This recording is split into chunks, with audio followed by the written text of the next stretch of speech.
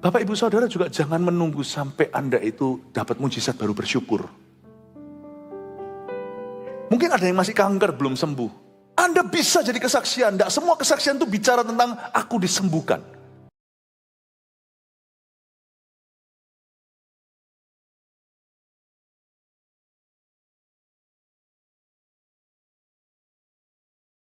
Hari ini saya menyampaikan firman tentang kitab Hakim-Hakim. Semoga Anda memperoleh jawaban Tuhan dalam setiap pergumulan. Ambil Alkitab dan catatan. Kita mulai ibadah sekarang. Ini menu ibadah seharian. Kalau ketinggalan silakan dengarkan. Kitab Hakim-Hakim itu.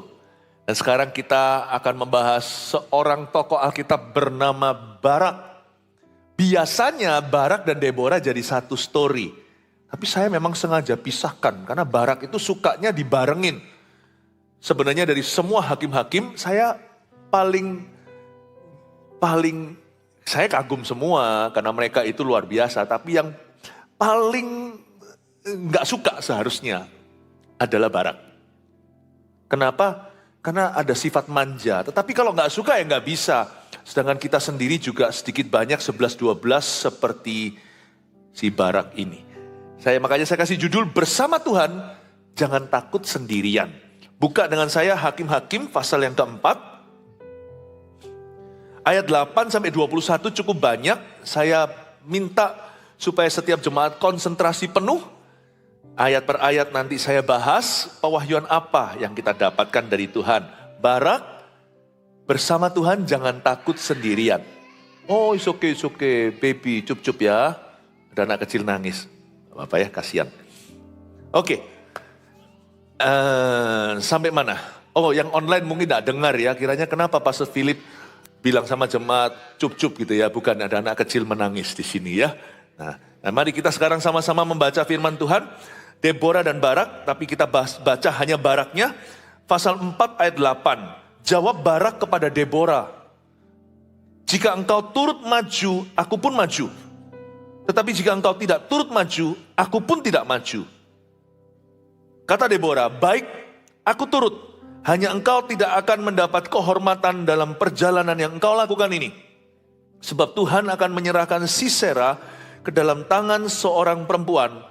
Lalu Deborah bangun berdiri dan pergi bersama-sama dengan Barak ke Kadesh. Kita langsung ke ayat 8, karena kebaktian sebelum ini saya bahas sampai ayat 7. Barak ini satu sejarah dengan yang namanya Deborah. Deborah itu seorang ibu rumah tangga, istri Lapidot, seorang nabiah. Dia suka duduk di pohon korma sampai-sampai pohon korma itu dikasih julukan pohon korma Deborah. Di kebaktian sebelum ini tadi saya tekankan bahwa Tuhan bisa pakai siapa saja karena saya juga bahas Samgar. Samgar dan Deborah, kenapa Tuhan bisa pakai orang biasa? Tapi izinkan saya sekarang bicara tentang Barak yang sedikit manja. Tapi saya bisa ngerti sih, nggak bisa menghakimi. Karena kita juga akan takut seperti dia kalau diperhadapkan dengan hal yang sama. Disinilah masuk pentingnya berani. Berani taat, berani melangkah. Tidak ada yang bisa menjadi substitusi keberanian. Kalau berdoa dalam iman, jangan berdoa untuk hikmat. Hikmat itu menyusul. Pertama-tama Anda dan saya harus minta untuk jadi orang yang berani. Berani itu bukan nekat sembarangan tidak berfondasi. Berani itu juga bukan berani untuk hal-hal yang salah. Itu namanya dosa. Tapi untuk perkara-perkara Allah yang berani dong. Yang berani. Ternyata kalau kita kurang berani Tuhan juga kurang berkenan. Cerita Barak itu begitu. Barak ini diberitahu sama Deborah. Deborah itu berdoa lalu dapat nubuatan Allah dan berkata, panggil Barak. Barak yang akan pergi perang, Barak yang akan memenangkan peperangan. Jadi ayat 8 yang kita baca tadi adalah jawaban Barak kepada Deborah. Deborah bilang gini sama Barak, ini yang cewek ngomong sama cowok, ayo gih sana perangi musuh, kamu bisa kalahkan. Tapi Barak bukan jawabnya, ya kalau itu adalah kehendak Tuhan. Langsung dia melangkah dalam ketaatan, tidak. Barak berkata, nggak mau, kecuali kalau ibu beserta sama aku. Jikalau engkau turut maju, aku maju. Tapi jika engkau tidak turut maju, aku pun tidak maju. Tuhan nggak suka sifat begini.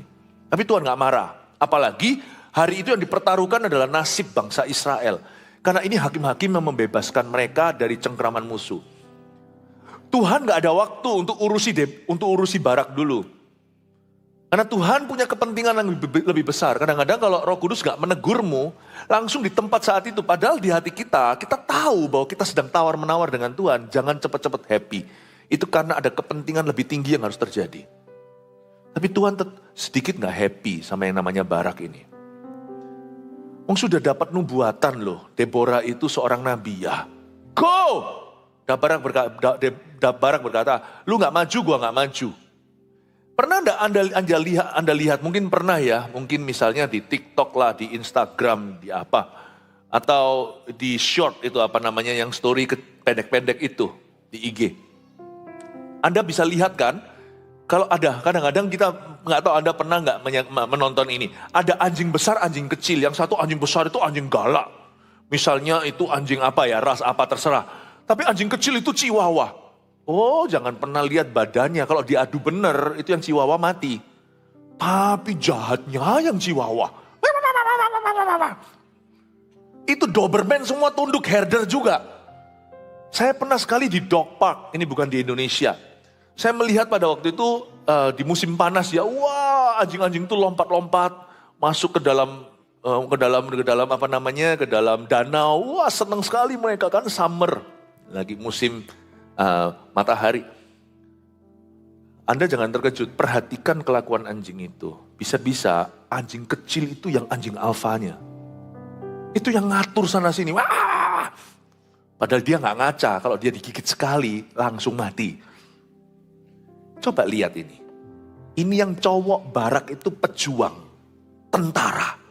Tapi mentalitasnya, maaf ya kalau saya ngomong gini bukan diskriminasi gender ya. Tapi mentalitasnya wanita. Tapi yang ini perempuan, ibu rumah tangga, tua lagi, istri lapidot. Deborah itu sudah berusia, tapi dalamnya gagah perkasa. Gak tentu loh ya. Ada raksasa, dalamnya gentle. Ada yang kurus kering, bahkan sanggulan, tapi luar biasa beraninya. Anda gak bisa nilai orang dari permukaan. Mentalitas itu mentalitas, gak ada hubungan dengan size badan. Ini dia. Dia berkata, ibu kalau gak ikut sama aku gak pergi perang. Tuhan gak suka. Tuhan gak suka.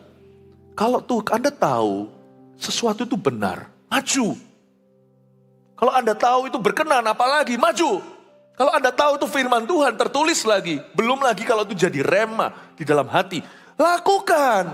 Gak usah tunggu, aku ampuni kalau situ, minta ampun dulu. Jangan begitu, Tuhan tuh gak suka digituin. Karena Tuhan itu bukan hanya Bapak, dia itu king, dia itu raja. Musa hampir kena semprot Tuhan loh. Waktu dia tawar-menawar di semak belukar yang terbakar. Tapi untungnya Tuhan itu super sabar. Sabar bukan berarti kita boleh mempermainkan. Barak ini kudu mau bersama sama Deborah. Kalau kamu gak maju, aku gak maju. Tuhan gak mau yang begitu. Bapak ibu saudara, kalau Anda tahu sesuatu itu kehendak Allah, jangan ragu, jangan bimbang. Jangan mengatasnamakan hikmat dan kebijaksanaan. Sebab dalam kerajaan Tuhan, asiknya rame-rame tidak menjamin apa-apa. Saya kok merasa dalam roh saya ini ya, saya tidak mencoba menggurui karena nubuatan itu sifatnya spesifik. Kalau bukan buat Anda ya lupakan, berarti bukan buat Anda. Berarti bukan buat dirimu. Tapi kalau nubuatan ini kena anak panahnya ke seseorang, ini pedang bermata dua, maka terapkan. Saya kok merasa ada orang di sini, Tuhan tidak pernah kehendaki Anda kongsian dengan orang tertentu di waktu tertentu itu. Tapi Anda merasa kalau nggak sama-sama gitu ya, kerjaan gitu, kalau nggak ada gandengan tangan, pihak mana, kalau bisa rame-rame nih, satu gerai tapi 10 pihak kongsi. Karena kita merasa aman di dalam jumlah angka yang besar. Kalau semua orang di dalamnya otomatis pasti berhasil, nggak tentu juga. Bisa-bisa 10 kongsiannya masing-masing lempar tugas. Masing-masing rasa aman, berarti 10-10 nggak ada yang rasa aman. Yang nomor 1 rasa aman, ada yang nomor 2. Yang nomor 2 rasa aman, ada yang nomor 7. Yang nomor 7 rasa aman sampai nomor 10. Semua orang lihat yang nomor 10. Yang nomor 10 juga merasa, kan dia yang nomor 1 itu ada di dalam kerjaan ini, pasti aman. Aku tak ikut ah. Lalu siapa ikut siapa kalau 10-10-nya itu ikut-ikutan? Itulah dunia kongsian. Kalau Anda memang berpartner dengan seseorang dalam bidang usaha misalnya, pastikan itu hasil doamu dan itu betul-betul digumulkan dan Tuhan memang menuntunmu begitu. Jangan pernah kongsi nomor 1 memikirkan partner nomor 10 itu punya koneksi. Aman, gak mungkin mati. Sedangkan nomor 10 mikir, ada yang nomor 1 kok. Dia masuk dulu, pasti aman sejahtera. Gak tentu. Kalau Anda koak semuanya, 1-10 gak ada iman semuanya. Don't do that. Saya tidak anti kerjasama dengan orang, bukan. Tapi kerjasama kadang-kadang bisa menjadi gua persembunyian orang yang tidak beriman kepada Tuhan. Kadang-kadang jalan menuju keberhasilan yang dari Roh Kudus itu jalan sepi dan sempit. Di mana you must walk alone. Alone. Sungguhan sendirian. Ada kalanya Yesus waktu dicobai, dia gak bawa Petrus, Yohanes, Yakobus masuk ke padang gurun. Nanti Getsemani ya. Tapi salah mereka sendiri, mereka tertidur. Sehingga Petrus akhirnya goyah. Menyangkal Tuhan sebelum ayam berkokok 2 kali, dia sudah menyangkal 3 kali. Namun demikian, pada waktu Bapa membawanya, lewat Roh Kudus dituntun ke padang belantara, padang pasir, padang dituntun ke wilderness atau dituntun ke tempat yang gersang. Dicobai sama iblis 40 hari. Yesus tidak sama siapa-siapa. He was all by himself. The making of a Messiah. Cara Allah membentuk seorang Mesias untuk umat manusia. Sendirian. Daud punya 400 orang yang bersama dengan dia, Gua Adulam. Luar biasa memang. Tapi sekali di Siklak itulah pembentukan. Waktu itu di Siklak dia mau dirajam sama orangnya sendiri. Karena istri dan anak-anak mereka dirampas Amalek semua. Dan mereka salahkan Daud. Daud meskipun sudah bersama dengan 400 adulam orang itu. Orang-orang yang sudah menjadi gagah perkasa. Namun pernah suatu hari dalam hidupnya Daud gak punya siapa-siapa. Dia sendirian, kiri kanan malah musuh. Malah teman jadi lawan. Mereka mau merajam dia alias lempar batu dia hidup-hidup sampai mati. Karena mereka kepahitan semuanya. Dan Daud sendirian. Dan Alkitab mengatakan dalam kitab Samuel, dia mengapi-apikan dirinya, dia menyemangati dirinya sendiri. Dia ambil baju efod untuk mencari kehendak Tuhan di perjanjian lama itu. Tanya kehendak Tuhan, kemana aku harus pergi untuk mengejar musuh. Lalu dia kuatkan mereka satu persatu. Tidak heran, Daud adalah Mesias punya nenek moyang. The making of a king. The making of a Messiah. The making of a general namanya Yosua, berdiri sendiri, persis di perbatasan di hadapan seorang yang menghunuskan pedang, panglima bala tentara Allah. Saya yakin Yosua takut setengah mati. Kalau nggak takut nggak ada pasal ke-1. Janganlah kecut hatimu. Musa sudah mati tapi aku menyertaimu. Sekali lagi kukatakan, 2 kali Tuhan berbicara itu berarti emergency. Once more I say to you, sekali lagi aku beritahu, janganlah tawar hatimu. Saya yakin Yosua pada saat itu tidak punya Musa lagi, Musa sudah meninggal dunia. Dia tidak punya pegang-pegangan atau kongsian. Dia berkata, I'm all by myself, but I'm not alone. Aku sendirian, tapi aku tidak ditinggalkan sendiri. Tuhan bersama denganku, panglima bala tentara Allah. Pada waktu Anda diproses sama Roh Kudus, Anda tahu itu kehendak Allah, Anda memang tidak punya siapa-siapa, ada musim tertentu, itu mungkin pembentukanmu terindah, menjadi seorang pemimpin sungguhan di hadapan Tuhan. Amin Bapak Ibu Saudara. Makanya itu saya kasih judul apa tentang Barak ini. Bersama Tuhan jangan takut sendirian. Dari kecil sudah mulai harus dilatih tuh anak-anak takut ke WC sendiri. Ya, cowok sama cewek bedanya di sini. Wanita bisa, ayo mau kemana? Mau ke WC. Gandengan tangan, rame-rame ke WC. Tapi perempuan bukan karena takut, tapi karena kasih persaudaraan. Ya, bukan takut sih kalau saya lihat. Tapi Bapak Ibu Saudara, ajari anak-anak Anda, bahwa sendiri is not bad, you know. Saya nggak ajari kita untuk individualistis. Saya tidak ajari sendirian karena pilihanmu. Tapi sendirian karena nggak punya pilihan. Itu lain cerita loh ya. Kalau sendirian bukan karena pilihan kita, itu bisa jadi karena kehendak Tuhan, itu baik bagimu. Jangan takut sendirian. Berdiri teguh. Sekalipun peluhmu berubah menjadi darah pun, berdoalah di Getsemanimu. Sebenarnya kita itu jarang kok dibiarkan Tuhan bisa sendirian itu. Kita ini hidup dalam komunitas iman. Jadi pasti ada seseorang. Dan sekalipun ketika kita merasa sendiri pun gak tentu kita sungguhan sendirian. Yesus aja anak Allah, tidak ditinggalkan sendirian. 3 muridnya itu tertidur, Tuhan Bapa gantikan dengan seorang malaikat yang menghiburnya. Actually sesungguhnya kita gak pernah bisa sendiri sih. Makanya itu karena saya tahu saya itu punya Immanuel, Allah beserta, saya tidak mungkin sendirian. Makanya kalau saya sampai merasa sendirian, saya nikmati proses itu. Saya berkata, bentuk aku. Saya itu bandel. Kalau sampai saya dibentuk sama Tuhan dengan cara sendirian, saya tahu dalam hati saya nggak mungkin bisa sendiri lagi. Jadi saya akan manfaatkan itu. Aji mumpung yang baik itu begini. Kalau pas saya diizinkan sendirian menghadapi sebuah pergumulan, saya akan katakan, Dan, aku minta di masa berapa jam atau berapa hari minggu ini, berapa hari, berapa minggu, atau berapa bulan. Make me strong. Buat aku kuat. Buat aku beda. Saya orangnya suka aji mumpung. Kalau saya dikasih bahan, saya bikin jadi satu produk.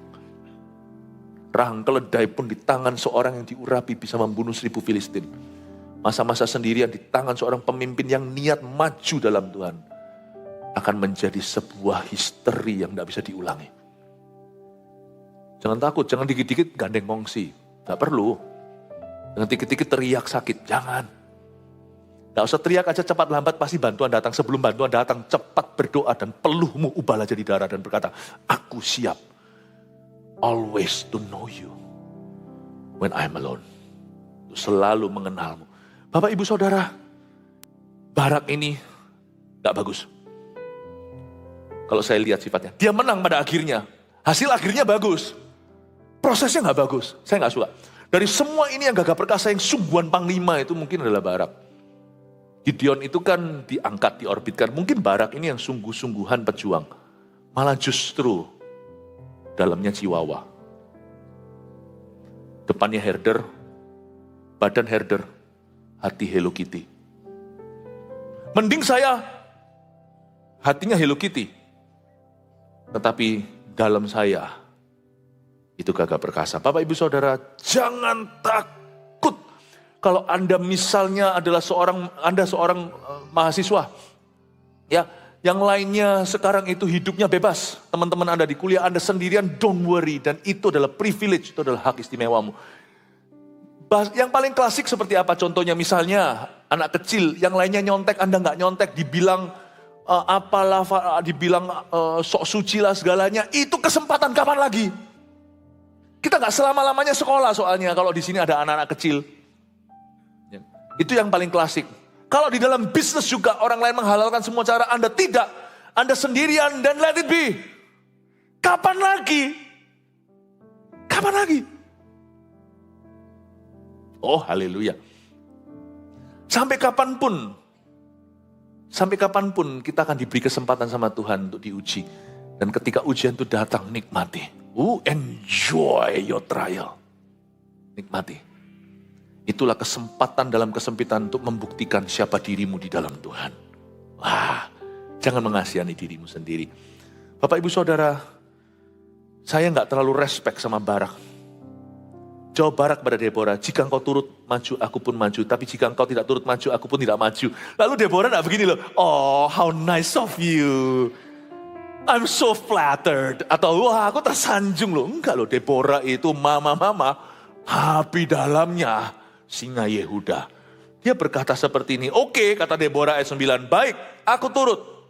Orangnya enggak babi bu, enggak basa-basi. Lu mau aku pergi katanya. Ya sudah, aku pergi sama kamu. Langsung dia. Dan dia berkata, hanya engkau enggak akan mendapat kehormatan dalam perjalanan ini. Sebab Tuhan akan menyerahkan Sisera. Sisera itu siapa sih? Sisera itu bukan rajanya. Justru yang lebih ditakuti dari kerajaan sebelah sana, kerajaan Hazor yang sekarang menjajah Israel, yang harus dibebaskan oleh Barak dan Deborah, yang paling ditakuti oleh bangsa dari bangsa sebelah itu adalah panglima bala tentaranya, bukan rajanya. Sisera itu ganas. Itu ahli strategi. Dan Tuhan berkata lewat Deborah, lewat mulut Deborah, oke, aku pergi sama kamu, gak apa-apa. Ini bukan kehendak Tuhan. Ini bukan kehendak Tuhan yang sempurna, ini kehendak Tuhan yang diizinkan. Bukan the perfect will of God, but the permissive will of God. Aku izinkan, oke, aku udah tanya Tuhan, dan Deborah gak perlu kasih aku waktu ya 1 hari. Dia langsung ambil keputusan karena dia punya rasa aman dalam Tuhan. Kalau dia bilang iya, Tuhan akan berkata iya. Kalau dia berkata tidak, Tuhan akan berkata tidak. Dia berkata, baik, aku maju. Tapi ini firman Tuhan ya, kalau kamu maju, kamu kehilangan sesuatu. Memang kamu dapat rasa aman, tapi rasa amanmu itu dibenarkan, oke lah kalau memang kamu membutuhkan. Tapi karena kamu lemah iman, kamu tetap dapatkan, tapi kamu punya kepemimpinan tidak akan sempurna. Hanya engkau tidak akan mendapat kehormatan dalam perjalanan yang kau lakukan. Apa kehormatan di sini? Maksudnya Sisera tidak akan mati di tanganmu. Sisera nanti matinya kebetulan. Eman, kesaksiannya tidak sempurna. Tuhan tidak bisa memberi dia kemenangan telak. Kemenangan yang terjadi nanti saya kasih sedikit preview, bocoran. Kemenangan itu nanti Barak tidak membunuh Sisera. Sisera mati di tangan seorang wanita lain, bukan Deborah juga. Deborah juga tidak mau kehormatan itu, supaya jangan sampai orang melihat dia ambisius. Enggak. Tuhan bilang bukan aku ya bukan aku. Karena itu kuserahkan padamu Barak untuk membunuh Sisera. Kamu yang maju, tapi karena kamu tidak mau maju. Kamu tidak bergantung sama Tuhan, kamu bergantung sama Tuhan plus kamu bergantung sama Tuhan tapi juga melihat manusia. Oke Barak, Sisera tidak akan mati di tanganmu, tapi dia juga tidak akan mati di tanganku. Sekalipun Tuhan taruh di tanganku, aku tidak mau. Karena Deborah tulus.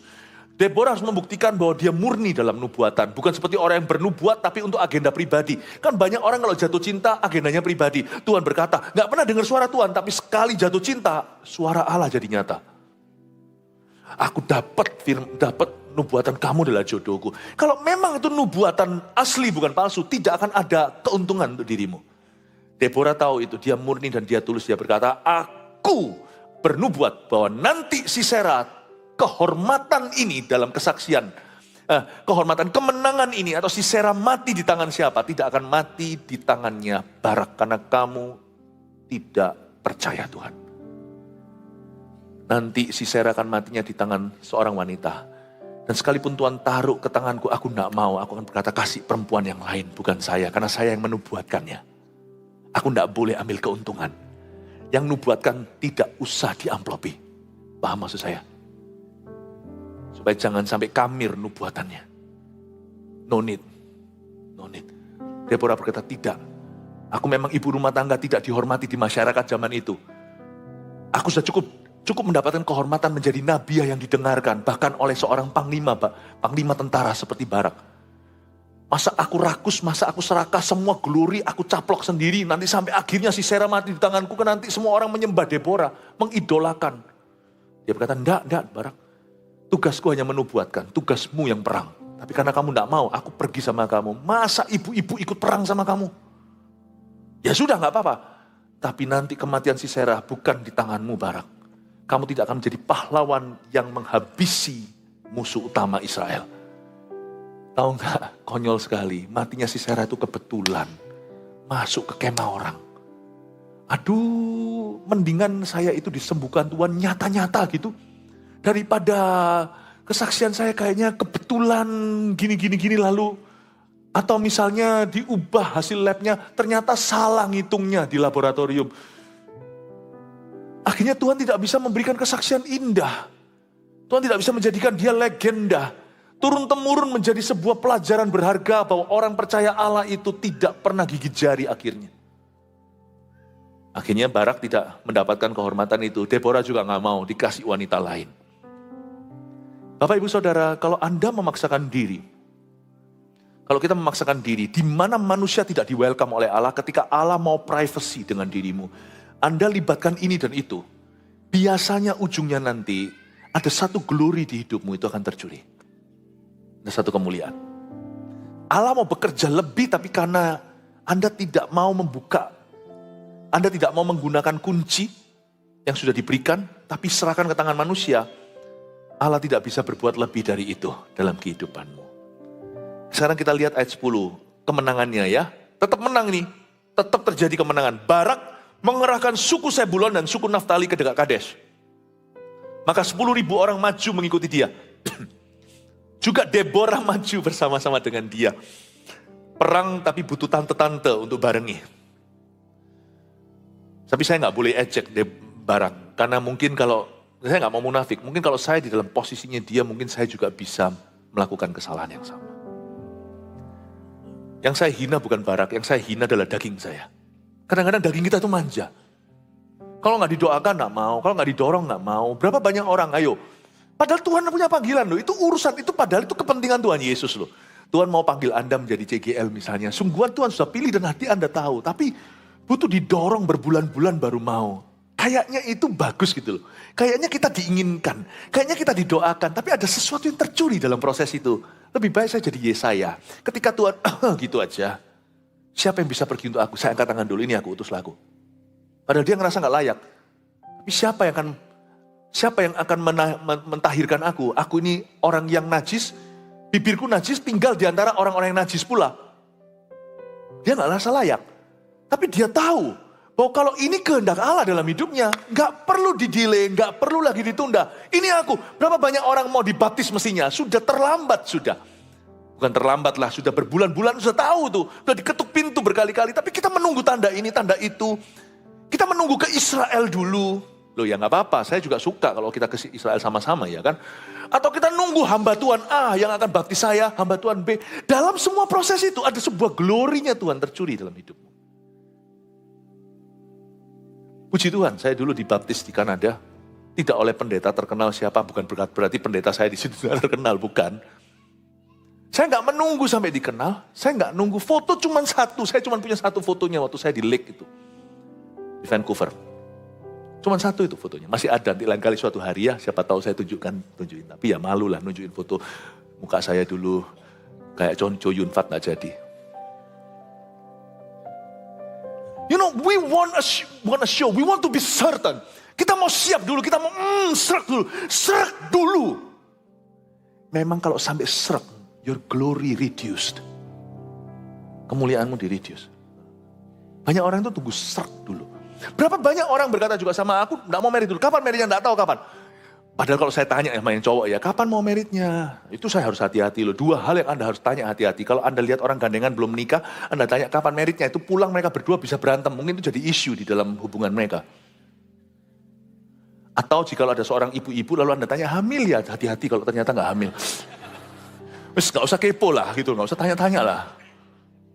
Nah, saya pernah sekali tanya sama yang cowok gitu ya. Kapan meritnya? Oh nggak tahu. Yang ceweknya itu loh sudah begini ngeliatin kayak, kapan? Yang cowoknya itu nggak tahu. Terus saya tanya, sekali sudah terlanjur kepo sekalian. Tapi saya punya hak kepo sih, surat saya itu pendeta. Dan saya tanya sama orang, kenapa kamu nggak mau merit? Saya tahu mereka pacaran sekian lama. Iya, saya masih tunggu sampai ini itu. Saya mau punya rumah dulu. Saya punya mobil. Lu lain cerita loh ya. Kalau sana masih SMP gitu ya. Atau bahkan SMA. Nah, di sana sudah selesai kuliah, udah kerja, udah punya pekerjaan mapan. Rumah nggak punya tapi sudah bisa mengontrak. Udah ada kendaraan meskipun nggak mewah. Lain cerita ya. Makanya nanti itu kalau Anda menikah, itu namanya istri masa muda, bukan istri muda. Bedanya istri masa muda dan istri muda apa? Istri muda itu Anda sudah punya segalanya, lalu dia mencelok. Istri masa muda itu Anda belum punya segala sesuatu, pas-pasan lah, cukup lah untuk memulai sesuatu, memulai hidup baru. Di situ membangun bersama, itu bedanya. Ketika yang laki itu berkata, aku tunggu punya ini, itu menghina yang perempuan. Anda anggap dia trophy wife. Anda tidak menikah dengan sebuah trofi atau piala. Dan juga berarti Anda tidak percaya kalau mereka bisa membangun bersama. Itu sama dengan mengambil glorinya sang perempuan. Seolah-olah memberi kesan perempuan itu hanya mau sama Anda kalau Anda sudah kaya. Lo gak usah gandeng anak orang. Banyak orang liar di luar sana mau sama Anda kalau Anda sudah kaya. Yang membuat dia beda adalah karena dia mau membangun bersamamu. Lain cerita, kalau dari SD, SMP 2 sudah berkata menikah, baru lepas popok kok mau kawin. Sorry ini bahasa saya. Tapi ini sudah tanggung jawab, ini sudah responsible young man. Sudah orang muda yang punya kerja, lain cerita. Kalau Anda butuh serak dulu, menurut saya ya, ada sebuah glory akan hilang. Suatu hari Anda akan ajarkan, papa mama dulu ceritanya gimana? Gini, papa punya rumah semuanya gitu-gitu baru mama mau. Enak, aku sudah mau dari dulu, lu gak mau nikah-nikah sama aku. Gak ada cerita. Hari ini saya bisa cerita sama anak-anak saya, Mommy and Daddy, bukan gak punya apa-apa. Kami punya sesuatu to start with. Tapi Mami, gak ada yang bisa mengganti tempatnya dalam hidup Daddy. Saya ngomong gitu sama anak-anak saya. Like when I was not known, atau aku gak dikenal. Gimana Dad? Dulu Daddy itu tingginya seperti hari ini, gak beda. Waktu sudah sebagai pria dewasa, 183 tingginya. Tapi saya, Daddy sekarang ini, Papa ini 84 kilo, sekarang semua rahasia saya bocor. Dulu Daddy waktu sama Mami, gak tahu Mami tuh lihat apa pada Daddymu. Daddy itu 183 tapi 65 kilo. Timbangannya, jadi saya itu dulu kurus, kayak orang ngedrak gitu. Gak tahu mamamu tuh lihat apa dalam diri papamu. Makanya papamu gak akan pernah bisa lupakan seorang wanita yang percaya padaku sebelum seluruh dunia percaya kepadaku. Wah, langsung. Kalau Mami gimana? Nah, kalau istri saya itu lebih a woman of few words. Seorang perempuan yang tidak banyak berbicara, tapi banyak membuktikan. Yes, pokoknya gitulah, tanya Daddy. Ada sesuatu glory yang tetap ada di rumah tangga kami. Sampai diturunkan. Silakan sana tunggu sampai seret. Silakan. Bapak ibu saudara juga jangan menunggu sampai Anda itu dapat mujizat baru bersyukur. Mungkin ada yang masih kanker belum sembuh.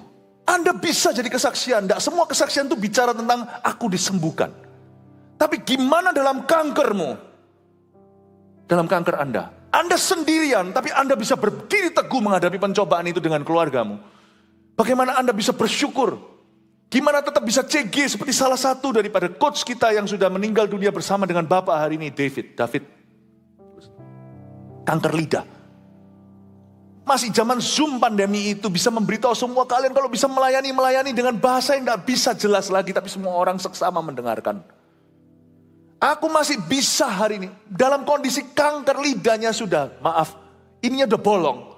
Masih terus setiap minggu adakan CG. Dorong orang-orangnya, kalian masih bisa melayani itu, kalian disuruh jadi CG, itu maulah. Aku mau aja gak ada waktu, sekarang sudah bersama dengan Bapa di sorga. Anda bisa jadi kesaksian, jangan tunggu sudah selesai, dapat mujizat baru bersaksi. Apa bedanya dengan umat yang menyembah berhala? Mereka juga bisa. Bukan saya gak percaya mujizat, saya percaya. Tapi mujizat bukan yang terbesar, kasih itu yang terbesar. Kasih itu bisa berdiri sendiri. Ketika seluruh dunia meninggalkanmu. Saya ingin sekali untuk Anda melihat bahwa sekalipun si Barak ini menang perang, saya tidak kagum sama dia. Saya tidak kagum. Tapi semoga waktu ketemu Barak suatu hari di sorga, saya jangan dipukuli sama dia. Karena tetap orang ini orang yang gagah perkasa. Oh haleluya, saya agak rasa guilty ngomong gini tentang Barak. Mari kita kasih tepuk tangan untuk kesaksian Barak. Thank you, bantu aku untuk tidak terlalu merasa bersalah. Ayat 11 ya, Anda belajar sesuatu, amin? Adapun Heber, orang Keni itu telah memisahkan diri dari suku Keni. Dari anak-anak Hobab, ipar Musa, dan telah berpindah-pindah memasang kemahnya. Sampai ke pohon terbantin di Saanaim yang dekat Kades. Ayat 11 ini kayak ini gak sih waktu kita nonton YouTube yang gak premium, lalu tiba-tiba lagi dengar, tiba-tiba iklan. Gak ada hubungannya, ya kan? Oh, cookie ini, ada apa hubungannya dengan cookie ibadah kita atau apa? Ayat 11 ini kayaknya gak ada hubungannya, tiba-tiba di tengah-tengah, adapun Heber orang ini ada hubungannya. Ayat itu gak pernah iseng. Ini kan cerita tentang Barak harusnya pergi sendirian. Kita itu sebenarnya nggak usah takut kalau Tuhan suruh. Kalau Tuhan suruh, Tuhan sudah persiapkan. Dan kalau Tuhan siapkan, Tuhan kita tuh lebih dari orang tua kita. Waktu kita bayi udah disiapkan nanti gimana kalau keluarga itu pekerjaannya berhasil ya. Apa bedanya orang-orang Asia? Orang Asia itu hidup untuk turunkan warisan ke anaknya. Itu aja bedanya. Anak masih belum lahir kadang-kadang udah dipersiapkan. Masih dalam kandungan udah disiapin nanti ini. Kerja untuk apa? Kerja untuk anak katanya. Apalagi Tuhan. Tuhan itu kalau suruh kita sesuatu, berarti Tuhan sudah persiapkan kemenangan. Dan apa yang Tuhan siapkan, catat baik-baik. Tuhan selalu siapkan jauh-jauh hari. Tuhan siapkan jauh-jauh hari. Termasuk kemenangan Barak, harusnya kemenangan Barak, tapi akhirnya kemenangan Israel, dipersiapkan jauh hari sama Tuhan. Sejauh apa? Sejauh ayat 11 yang tiba-tiba kayaknya, kenapa dia ada di tengah-tengah? Adapun Heber orang Keni itu, katakan orang Keni. Orang Keni itu suku ya, misalnya orang Batak. Orang Batak terkenal apa? Terkenal tegas. Bahasanya tegas. Terkenal, makanya banyak pemimpin besar itu dari kaum Batak. Misalnya kalau orang-orang Solo gimana? Orang-orang Jawa begitu, alus-alus, tapi pinter-pinter. Pinter-pinter. Jangan pernah salahi, jangan pernah anggap mereka itu lemah lembut lalu gampang dibully. Di depan manis, dia di belakang berani. Kalau siapa berani menantang, mungkin dia akan berani melawan. Tapi dengan cara yang halusan. Makanya setiap suku itu ada kelebihannya. Demikian pula kelemahan. Orang Keni itu orang apa ya? Orang Keni itu orangnya baik-baik. Kok bisa? Orang Keni ini siapa? Kita baca sedikit. Orang Keni telah memisahkan diri dari suku Keni. Dari anak-anak Hobab, ipar Musa. Jadi orang-orang Keni ini yang dimaksud di sini adalah iparnya Musa. Musa punya istri namanya Zipora. Zipora itu bukan orang Israel, orang Midian. Zipora punya papa namanya Yetro. Mertuanya Musa itu orang baik. Dia bukan penyembah Yahweh, bukan penyembah Allah Israel. Tapi dia takut akan Allah, pokoknya gak tahu siapa, zaman perjanjian lama kan pewahyuan belum sempurna. Jadi yang namanya Yetro itu bisa kasih nasihat sama Musa. Kamu kalau gini kamu bisa kecapean, nanti anakku bisa jadi janda. Gini loh caranya, kalau kamu menghakimi orang Israel itu, kamu begini. Ada pemimpin puluhan, ratusan, ribuan, baru ke kamu. Ada hikmat, masuk dalam Alkitab sebagai firman juga. Jadi mereka itu orang yang religius. Religiusnya itu nurani, meskipun tidak kenal Kristus. Dia ada nuraninya. Paling tidak dasar-dasar nurani itu nangkep lah. Jangan mencuri, jangan membunuh, itu orang tahu. Gak usah jadi orang Kristen tahu kok kalau bunuh orang itu salah. Karena Tuhan taruh hukum di hati manusia. Ya kan? Gak usah jadi orang Kristen tahu kok kalau ambil istri orang lain itu bisa digebukin. Hobab ipar Musa yang telah berpindah-pindah memasang kemahnya sampai ke pohon terbantin di Zaanaim yang dekat Kadesh. Jadi kemenangan dari Barak, andai Barak tahu pasti Barak menyesal-nyesal selama-lamanya. Tahu gitu ngapain aku taruh harap pada seorang ai-ai atau tante-tante. Tuhanku jauh lebih hebat. Kenapa aku taruh iman pada nubuat? Aku harus taruh iman pada sumbernya. Tuhan sudah siapkan jalan. Tahu nggak? Saya kasih sedikit bocoran bahwa di ayat 11 itu, kemah itu salah satu kemah tersebut. Sisera mati. Kepalanya terpaku ke tanah dari tangan seorang wanita. Keturunan Keni yang membunuhnya. Nanti tak ceritai. Kok bisa kemenangan dipersiapkan jauh hari? Inilah indahnya Allah. When God says to you, injili orang itu. Jangan takut, Tuhan sudah ketuk pintu, entah dia dapat mimpi atau apa. Atau kadang-kadang Tuhan memang tidak maju di depanmu untuk mengujimu. Kalau enggak kan enak terus kita. Keenakan kita, nanti lain kali iman kita nggak tumbuh. Kadang-kadang kita maju dulu, setelah itu Tuhan nanti impin dia. Atau nanti kemudian hari Tuhan akan utus seseorang lagi.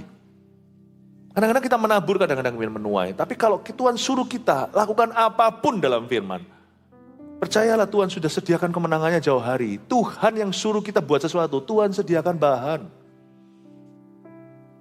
Ayat 12, maju dulu ya, nanti saya jelaskan. Setelah dikabarkan kepada Sisera bahwa Barak bin Abinoam telah maju ke Gunung Tabor, dikerahkannya lah segala keretanya, 900 kereta besar, dan seluruh rakyat yang bersama-sama dengan dia dari Haroset Hagoyim ke Sungai Kison. Perang mulai, teneneng, mulai perang nih.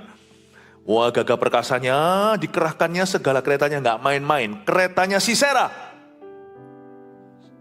900, itu kayak dulu punya 900 tank. Kereta itu tank. Nggak menang sudah. Yang namanya tentara brok, tentara pejalan kaki, mati. Zaman dulu tanknya bukan peluru, bukan tembak teknologi canggih. Tapi biasanya terbuat dari besi. Nggak usahlah perang lah, lari aja kencang, duk, mental semua itu body. Belum lagi biasanya setiap kereta itu dikasih tajam-tajam. Jadi kalau dia lewat, seperti film-film Hollywood itu, kaki melayang, tangan melayang, Udah gak menang perang lawan kereta, 900 tanknya. Tapi memang Tuhan izinkan dikerahkan semuanya. Salah satu bukti bahwa Anda sudah dekat pada kemenangan, aneh sekali. Makanya kita harus beriman sama Tuhan. Kalau gak beriman sama Tuhan, kita cenderung dilemahkan. Tuhan selalu izinkan ketika musuh kita hampir kalah, Dia akan menunjukkan seluruh gagah perkasanya. Nangkep ya? Jadi, seperti demam berdarah. Orang berkata, biar dokter aja lah, tapi saya orang awam cerita. Kalau tiba-tiba Anda reda, itu hati-hati malah. Besok langsung shooting star, trombositnya bahaya. Hati-hati. Kalau dokter tahu karena mereka ahli, Tuhan juga tahu musuhmu hampir kalah. Makanya Dia keluarkan unjuk gigi. Kalau Tuhan mau mengalahkan musuh Anda gampang, Tuhan kasih mereka spirit super pede, terlalu percaya diri. Saya suka sekali. Pada waktu Daud membunuh Goliat, ada dua pekerjaan Allah dari dua sisi. Dari sisi Daud, Allah mempersiapkan seorang anak muda yang rendah hati dan berkata, aku datang atas nama Tuhan. Tapi Tuhan izinkan roh-roh jahat hinggapi Goliat untuk percaya diri. Anjing, apa kau kira aku anjing? Kamu lawan aku dengan ini dan itu. Satu sisi Tuhan mempersiapkan hambanya, satu sisi lagi Tuhan biarkan Goliat sesombong-sombongnya. Jadi jangan tawar hati kalau Anda lihat musuhmu beria-ria. Jangan tawar hati. Curigalah bahwa sebentar lagi mereka jatuh. Paham ini Bapak Ibu?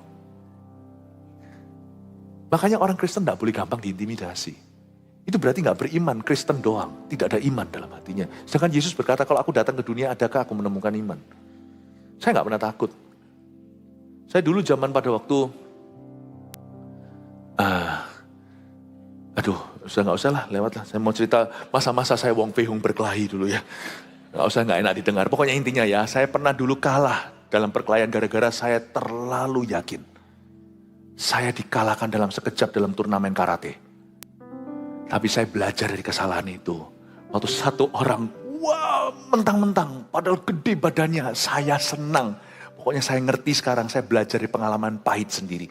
Pokoknya kalau orang itu sok-sokan dan dia merasa yakin sekali menang tanpa persiapan, biasanya orang itu paling gampang dikalahkan. Jadi saya senang kalau lihat musuh saya senang. Berarti sebentar lagi saya menang. Paham maksud saya Bapak Ibu? Karena itu kalau musuh Anda tiba-tiba senang dan merasa menang, Anda turut merasa kalah, ruginya di Anda. Orang Kristen gak boleh diintimidasi. Amin Bapak Ibu Saudara. Ya, puji Tuhan. Lanjut lagi ya. Sampai mana ini? Gak tahu kenapa kalau di ibadah ini saya kok semua rahasia mau bocor itu kenapa? Berarti saya sayang Anda. Kita lihat ayat 15. Ayat berapa tadi? 14. Lalu berkatalah Deborah kepada Barak, bersiaplah sebab inilah harinya Tuhan menyerahkan Sisera ke dalam tanganmu. Bukankah Tuhan telah maju di depan engkau? Lalu turunlah Barak dari gunung Tabor dan 10.000 orang mengikuti dia. Saya suka. Tante Deborah berkata, ayo bersiaplah sekarang Tuhan serahkan. Jadi Deborah bisa baca. Barak gak bisa. Ini mulai gagah perkasa. Ini kalau dia keluarkan 200 kereta, kita malah ketar-ketir ini. 700 ditaruh di mana? Kalau dia keluarkan 900-nya semuanya, good. One destruction. Paham ya? Kalau musuh keluar pelan-pelan, Anda jangan berkata, Belanda masih jauh. Malah justru Anda harus berdoa. Kalau musuh sudah keluar semua giginya, Anda berkata, Tuhan sekarang jangan doa. Berseru, sekarang berikan kemenangan. Iman harus bandel. Iman itu nggak bisa enggak. Mesti ada unsur berani. Kalau nggak berani bukan iman namanya. Ya. Lanjut lagi. Ayat berapa? Bantu saya. Kadang-kadang saya hilang di ayatnya. 15. Dan Tuhan mengacaukan Sisera serta segala keretanya. Seluruh tentaranya oleh mata pedang di depan Barak. Mati semua sehingga Sisera turun dari keretanya dan melarikan diri dengan berjalan kaki. Lalu Barak mengejar kereta-kereta dan tentara itu sampai ke Heroset Hagoyim. Dan seluruh tentara Sisera tewas oleh mata pedang. Tidak ada seorang pun yang tinggal hidup. Berhenti sampai di sana sebentar ya. Jadi ayat 15-16 ada dua kejadian. Musuh hancur pertama-tama karena Tuhan kacaukan di ayat 15. Anda tanya sama saya, gimana Tuhan kacaukan? I don't know. Saya tidak tahu. Tapi saya percaya bagi Tuhan, tiada yang mustahil. Tuhan mengacaukan Sisera. Tapi enggak 100% musuh mati. Ayat 16, sisanya. Lalu Barak mengejar kereta itu dan tentara sampai ke Haroset, Hagoyim. Dan seluruh tentara Sisera tewas oleh mata pedang. Look, first victory, kemenangan pertama yang Tuhan berikan. Nanti saya jelaskan gimana kemenangan itu dipersiapkan jauh hari. Gimana kemenangan itu terjadi secara kebetulan, tetapi izinkan saya memilah-milah. Kemenangan ke-1 itu selalu by the grace of God only. Hanya dengan kasih karunia, titik. Tapi kemenangan kedua, Tuhan gak mau work alone, gak mau kerja sendiri. Tuhan tuh sukanya bekerja sama, Roma 8, dengan setiap orang yang dia kasih dan terpanggil sesuai rencananya. Tuhan bisa nggak sapu habis musuh? Bisa, berkali-kali dalam sejarah, di dalam Alkitab dicatat Tuhan sendirian.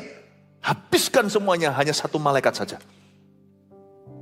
Tapi kali ini Tuhan memilih pedang bangsa Israel untuk menewaskan sisanya. The first victory is always by grace. Second victory, the last victory is by works. By works, by the grace of God. Pertama-tama dengan kasih karunia, by grace only, titik. Kemenangan berikutnya, by works, through grace. Dengan lewat pekerjaan dan dengan kasih karunia. Bapak Ibu Saudara, janganlah kita malas. Kalau kita mau melihat kemenangan Tuhan, bergantunglah dengan kasih karunia. Sukses ke-1 itu pemberian. Setelah itu kita harus mengusahakan. Tahun pertama engkau akan makan sendiri yang tumbuh dengan sendirinya. Tahun kedua masih ada sisanya kau makan dari tumbuhan tahun lalu. Tahun ketiga bangunlah kebun anggur. Bodohlah orang yang memakan hasil panen tahun ke-1 dan tahun kedua. Lalu tahun ketiga ngemis lagi. Itulah janji Tuhan kepada seorang raja Israel yang dikepung musuh. Kamu jangan takut. Kamu diolok-olok dari luar tembok. Tapi kamu akan makan karena aku akan tumbuhkan tumbuh-tumbuhan yang gak mungkin bisa tumbuh tanpa pupuk segala. Aku biarkan tumbuh kalau perlu tanpa tanah. Tembokmu akan tumbuh semua. Tahun kedua terus makan. Tahun ketiga bangun kebun anggur. Tuhan gak mau kita malas. Karena Tuhan bukanlah tanggung jawab Tuhan utama, bukanlah memberkati kita, tapi mengajari kita. Itulah sebabnya di sini Tuhan berkata, aku habiskan, kacau semuanya. Gak ada orang bisa kalahkan 900 kereta. 900 kereta itu kacau sendiri, tabrakan sendiri, rongsok sendiri. Tapi tentara musuh, tentara Sisera sisanya, yang tidak lagi berurusan dengan kereta, ratusan ribu mungkin minimal puluhan ribu, dibunuh oleh pedang rakyat. Tuhan berkata, aku sudah bunuh keretanya, habisin keretanya. Ayo sana. Gak mungkin kalau saya bantu anak saya PR, saya bantu sampai tuntas, yang sekolah siapa? Kalau Tuhan membantu kita sampai tuntas, yang hidup di dunia siapa? Enggak, Tuhan kata, enggak. Foot soldiers you kill. You kill. Bapak Ibu Saudara, disinilah ada ruang dalam kasih karunia namanya upaya dan usaha manusia. Kalau Anda mau dipakai Tuhan sampai ke mancanegara, leslah bahasa. Kalau Anda mau dipercaya lebih, lakukan pekerjaanmu dengan sebagus-bagusnya. Ya. Kalau Anda mau naik gaji, yang setia. Ada area-area tertentu yang Tuhan tidak jamah, itu pilihan pribadimu. Dan Tuhan ingin kita berpatron kepadanya. Seperti Tuhan setia, kita setia. Seperti Tuhan jujur, kita harus jujur. Kalau Anda mau pekerjaan Anda itu bisa langgeng, nggak boleh tipu-tipu orang. Mana ada orang sukses bisnis dengan cara tipu-tipu begitu? Coba saya tanya, ada nggak? Nggak ada. Nggak ada yang bisa terus usahanya diberkati dengan cara demikian. Biasanya lari dari satu kota ke kota lain, jadi buron dari negara ke negara. Mana ada sih orang bisa bercokol apa-apa? Kalau dia gitu asal-asalan kerjanya. Bapak Ibu Saudara, ada area yang tidak Tuhan jamah. Itu areamu. Ya. Nah, langsung aja sekarang kita melihat ke ayat yang ke-17. Tetapi Sisera dengan berjalan kaki melarikan diri ke kemah Yael, istri Heber orang Keni itu. Sebab ada hubungan baik antara Yabin Raja Hasor dengan keluarga Heber orang Keni itu. Jadi keluarga yang punya kemah nanti Sisera mati, keluarga itu punya hubungan baik sama bosnya Sisera, Raja Hasor. Mungkin orang Keni ini orang kaya, konglomerat yang kenal dengan keluarga kerajaan. Yael itu pun keluar mendapatkan Sisera, ayat 18, dan berkata kepadanya, singgahlah tuanku, silakan masuk, jangan takut.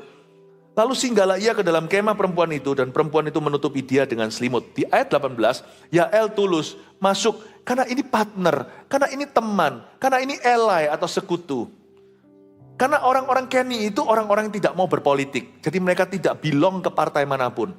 Mereka juga nggak ikut-ikut dengan perangnya Israel apa, mereka nggak. Mereka itu orang netral sama sekali. Maunya hanya seperti orang-orang yang nomaden gitu loh, yang cuman peras susu kambing, terus nanti berternak sendiri, makan sendiri, nggak pakai HP. Itu masih ada loh di dunia ini. Di Timur Tengah ada beberapa. Saya akan melewati waktu ke Israel, tunjukkan di gubuk-gubuknya.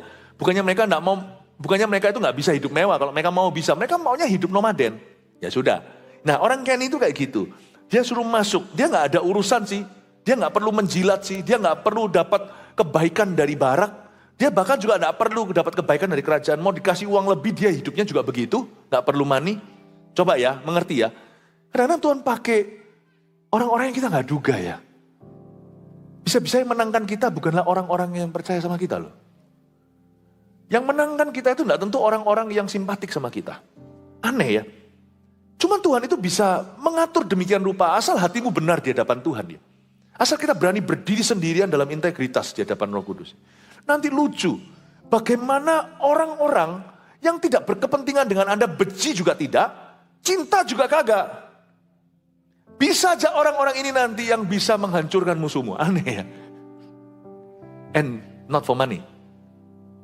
Orang bilang uang bisa membeli segalanya, bukan orang Keni. Orang Keni gak bisa dibeli. Karena dia tidak butuh money. Kemudian berkatalah ia kepada perempuan itu ayat 19. Berilah kiranya aku minum air sedikit, aku haus. Lalu perempuan itu membuka kirbat susu, diberinyalah dia minum dan diselimutinya pula. Itu susu perasan dia tadi pagi. Ayat 20, lagi katanya kepada perempuan itu, berdirilah di depan pintu kemah. Nah ini ayat 20 ini kesalahan Sisera. Jadi orang itu kalau salah, cepat lambat akan ketangkap sendiri dalam kesalahannya. Asal hatimu benar, sekalipun Anda disalah ngerti, disalahi, disolimi, difitnah, digosipkan, whatever. Kalau hatimu benar di hadapan Tuhan, nanti kebenaranmu, Yesaya 58, muncul sendiri seperti terang fajar. Gak perlu diusahakan. Lagi katanya kepada perempuan itu, berdirilah di depan pintu kemah, dan apabila ada orang datang dan bertanya kepadamu, ada orang di sini enggak? Maka jawablah, tidak ada. Nah ini, dusta putih. Mama ada enggak? Mama enggak ada, mama di sebelah belakang. Ya, ada orang di sini enggak? Maka jawablah tidak ada. Dan itu melukai nurani orang Keni. Orang Keni enggak boleh bohong. Ada lagi satu tipe orang di perjanjian lama di Yeremia. Mereka itu setianya enggak boleh minum alkohol. Seperti orang Nasir. Enggak boleh minum. Turun-temurun sudah disumpahi sama nenek moyangnya. Ini bukan orang Yahudi. Orang Yahudi tapi suku tertentu kali. Ya, atau yang mungkin campuran diberitahu kalau enggak boleh minum alkohol turun-temurun. Sampai bawa-bawa minum bir tidak. Minum wine juga tidak. Soju juga tidak. Ya. Orang-orang Keni tidak boleh bohong. Disuruh bohong, ngamuk dia. Oh, langsung dia dalam kesadarannya meskipun tidak mengakui Allah Israel. Ini orang berdosa ini. Nah, disinilah titik baliknya. Tetapi Yael istri Heber bukan setelah ambil susu, disuruh beritahu kalau dia nggak ada di situ. Tapi Yael ayat 21 istri Heber mengambil patok kemah, diambilnya pula palu, mendekatinya diam-diam, lalu tok dilantaknya patok itu masuk ke dalam pelipisnya sampai tembus ke tanah. Begitulah dia mati, si Sisera. Seharusnya ceritanya nggak gitu. Seharusnya dia terbunuh saat Barak pimpin. Kan Tuhan kacaukan kereta, tapi tentara kan yang hajar Barak. Harusnya dia tangkap Sisera. Bisa, tapi Tuhan izinkan luput. Kan ada satu glory yang tidak boleh diberikan ke Barak. Karena pilihannya untuk mempercayai manusia lebih dari Allah. Akhirnya masuklah, tapi demikian pula Tuhan tetap memberi kemenangan kepada Israel. Karena Israel gak salah. Ada kemenangan dalam hidupmu itu tetap diberikan. Bukan berarti Tuhan memberkatimu kalau Anda tidak setia. itu karena Tuhan memperhatikan kepentingan orang lain yang lebih perlu. Tetapi kita hari ini bagaimana? Kita harus beriman sama Tuhan. Kita harus setia pada perintahnya. Dilantakkan patok itu masuk ke dalam pelipisnya sampai tembus ke tanah. Sebab ia telah tidur nyenyak karena lelahnya. Maka matilah orang itu. Tapi Tuhan juga bisa pakai ya, luar biasa ya. Sedikit tambahan pengetahuan. Orang-orang nomaden ini pinter bikin kemah. Sungguhan loh. Bikin kemah itu gampang. Tak. Nggak segampang itu loh sebenarnya. Dia bisa atur perkemahan demikian rupa. Gampang sekali. Orang itu kalau ahli tangannya ya, gampangnya. Bocoran lagi, kemarin pada waktu di sini waktu peresmian, saya punya batik itu dibenerkan bagian sininya, mungkin agak sedikit. Gimana? Itu orang datang satu tukang jahit yang khusus, di belakang sini, pakai jarum kok bisa ya, kalau saya gini kan. Itu bisa gitu. Tuhan itu bisa memakai keahlianmu. Kalau andai kata hari itu dia masuk ke dalam kemah tukang jahit, gak mungkin pakai patokan. Pasti dia punya alis sudah dijahit di tanah. Allah tidak menyuruhmu untuk melakukan sesuatu di luar keahlianmu. Kalau Tuhan mau memberimu kemenangan, Tuhan sudah siapkan bahan. Tuhan itu selalu bekerja sesuai dengan talenta. Talenta Anda di mana? Setiap orang pasti dipakainya. Kalau ada orang gak mau dipakai Tuhan, itu karena pilihan, bukan karena dia gak punya talenta. Sebab Tuhan pasti kasih kita talenta satu. Hari itu, tangan seorang wanita, nomaden seorang yang mengembara gitu, gampang buat kemah. Mereka itu gak perlu 2 kali. Pernah Anda lihat orang yang pakai kapak itu, buat kayu-kayu membelah jadi 2? Aslinya coba. Segampang itu. Langsung jadi 2. Orangnya juga gak gede-gede banget. Mau gedenya se-Arnold suasana seger. Juga gak tentu bisa belah kayu. Orang itu udah biasa kayak gini. Ngelindur aja, bangun tidur dia langsung begitu, langsung belah tuh kayu. Orang yang punya keahlian diserahkan ke Tuhan. Nanti Tuhan pakai untuk kemuliaan. Ini wanita dengan mudah sekali langsung tembus tuh pelipis, memang mengerikan. Langsung tembus dan nancap ke tanah. Betapa kuatnya tangan perempuan. Bukan kuat sih. Betapa fokusnya tenaga yang keluar dari tangannya. Itu berarti orang sudah puluhan tahun begitu. Serahkan kelebihanmu kepada Tuhan. Dan itu akan dipakai untuk kemuliaan. Gak usah iri sama kelebihan orang lain. Orang lain bisa jahit urusan dia. Tapi kalau hari ini di kemahmu Tuhan mau bekerja, Tuhan akan pakai talentamu. Amin Bapak Ibu. Yang penting kita berani serahkan ke Tuhan. Sendirian gak apa-apa. Gak ada dalam cerita. Dari seluruh ribuan tentara Sisera mati semua oleh pedang. Cuman satu yang matinya pakai patok. Kalau Anda berani sendiri sama Tuhan, apapun yang kau miliki itu dipakainya. Kalau kita ikut-ikutan saja, luput semua berkat terindah. Harusnya hari itu ceritanya begini. Matilah Sisera oleh pedang barak. Tidak, matilah Sisera oleh patoknya Yael, istri Heber. Bapak Ibu Saudara, saya berdoa di dalam nama Yesus. Di dalam Tuhan, bersama dengan Dia, kita bisa melakukan segala perkara. Filipi berkata begini, I can do all things through Him who gives me strength. Aku bisa melakukan segala perkara di dalam Dia yang memberiku kekuatan. Asal Tuhan bersama saya nggak takut. Tuhan suruh saya maju. Saya yang pertama dari anak papa yang jadi pendeta. Waktu saya di Kanada, jemaat Indonesia di sana baru 50 berapa. Saya masuk ke sekolah kita, tidak punya patron, tidak ada. Semua orang menertawakan. Besok kamu mau makan apa? Sebagainya. Indonesia saya tidak tahu, nggak ada yang kenal saya di Indonesia. Tapi kalau Tuhan berkata, Philip, kamu kupakai, aku panggil jadi hamba Tuhan, tak lepas semua beasiswa. Saya kalau ikut Tuhan, saya totalitas. Bukan nekat loh ya, itu sudah hasil doa. Saya hasil puasa, saya puasa loh mau jadi hamba Tuhan itu. 40 hari saya puasa, mungkin Anda tidak tahu.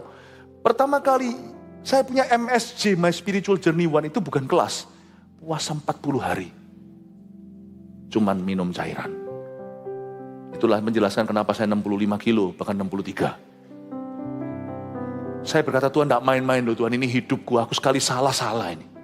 Tapi Tuhan berkata, saya berkata, Tuhan panggil yang lainnya dulu dong, kasih saya patron. Oh gitu caranya, jadi pendeta itu gitu segalanya. Aku gak mau jadi yang pertama. Tapi Tuhan berkata, kalau kamu membajak dan menoleh ke belakang, tidak layak. Kalau kamu minta izin dulu, aku mau kuburkan ini, kuburkan itu, aku mau lihat dulu. Buat apa ikut aku? Saya berkata, siap Tuhan. Setelah saya puasa, saya yakin. Saya berkata, go for it. No turning back hari ini. Jangan coba-coba jadi pendeta kalau Tuhan tidak suruh. Tapi saya juga tidak akan coba-coba jadi Anda. Tapi setiap orang harus punya keyakinan, panggilan, dan talentanya apa. Dan kalau Allah menyuruhmu hari ini melakukan sesuatu yang paling sederhana atau yang paling sulit, lakukan itu. Let me tell you, your God is never wrong. Allahmu tidak akan pernah salah. Amin. Baik Pastor Philip, saya disuruh untuk mengambil suami orang. Ngawur. Tuhan gak pernah suruh Anda melakukan sesuatu yang melanggar perintahnya. Masa bisa Roh Kudus itu lawan dirinya? Tuhan itu tidak bipolar. Manusia yang begitu. Gak mungkin sebab ada tertulis dengan jelas dalam perintah Allah. Jangan berzina. Siapa mengingini orang lain, apalagi milik orang lain, dia telah berzina dalam hatinya. Amin Bapak Ibu Saudara. Jangan ngawur, jangan ngeroh. Tetapi kalau sesuatu itu sudah terbukti, sesuatu itu sudah jelas sekali, sesuatu sudah digumulkan, sudah diteguhkan, go! Apalagi hal-hal yang gak perlu diteguhkan lagi, mengasihi, melayani, aduh gitu masa perlu teguh. Jangan-jangan nanti Anda di jalanan membuat kemacetan. Lah lihat lampu hijau di jalan berkata, tunggu dulu aku minta konfirmasi dari Menteri Perhubungan. Sesuatu yang jelas melayani, mengampuni, mengasihi, berdoa, saat teduh, bersyukur, dengar firman Tuhan. Beribadah, tidak menjauhkan diri dari pertemuan itu gak usah minta konfirmasi, gak usah puasa 40 hari. Langsung ku jawab, ya Tuhan aku maju. Jangan takut, mulai hari ini saya berdoa. Anda dan saya, kita semuanya adalah kaum taat. Udah, jangan lelet kalau taat sama Tuhan. Coba katakan kanan kirinya, jangan lelet kalau taat sama Tuhan. Haleluya, berikan tepuk tangan bagi Tuhan Yesus. Mari kita semua bangkit berdiri, terima kasih Tuhan. Praise the Lord. Semoga Anda diberkati Tuhan hari ini, amin. Oh haleluya, haleluya. Terimalah berkat dari Allah Bapa, Allah Putra, dan Allah Roh Kudus menyertaimu untuk berjalan dengan iman dan kemenangan. Di dalam nama Tuhan Yesus yang percaya katakan, amin. Selamat sore, Tuhan memberkati, silakan duduk.